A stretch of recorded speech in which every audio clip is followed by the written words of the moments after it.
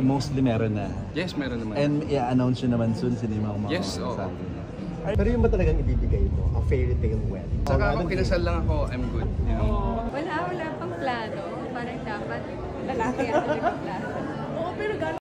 Bea Alonzo at Dominic Roque nagkakamalabuan na raw. Sa mga latest picture ni Bea Alonzo, napansin ng mga netizens na hindi niya suot ang kanyang engagement ring. Ang singsing ay isa sa pinakaimportanteng naganap sa kanyang buhay dahil bigay ito ng kanyang fiancé na si Dominic Roque. Singsing ito noong nag-propose ang binata sa dalaga.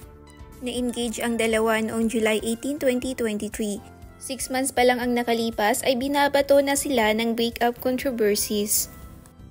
Noong tinanong si Bea Alonzo kung kailan ang kasal, sinagot niyang wala pang plano, parang dapat lalaki ang nagpaplano.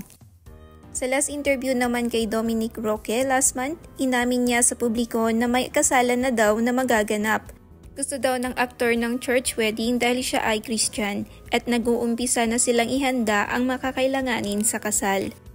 Palaisipan ngayon ng marami kung ano na ba talaga ang status ng dalawa.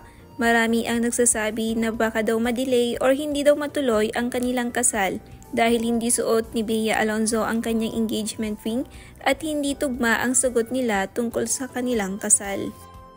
Hiling ng mga fans na sana'y maayos ang kanilang pagsasama at hindi matulad sa mga naghiwalay na sikat na aktor ngayong taon.